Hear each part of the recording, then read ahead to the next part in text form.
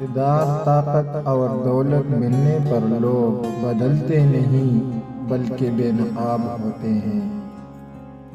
انسان مکان بدلتا ہے، رشتے بدلتا ہے، دوست بدلتا ہے، لیکن پھر بھی دکھی رہتا ہے کیونکہ وہ اپنا رویہ نہیں بدلتا۔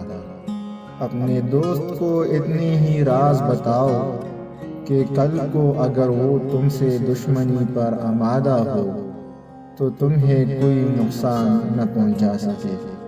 اگر کسی بیٹی یا بہن کو تمہاری وجہ سے راستہ بدلنا پڑے تو گلی کے کتے اور تم میں کوئی فرق نہیں۔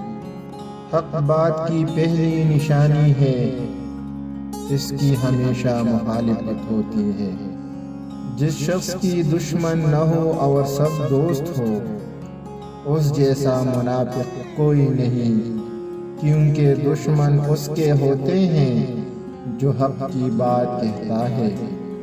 جو ذرا سی بات پر دوست نہ ہے، سمجھ لینا وہ کبھی دوست ہی نہیں۔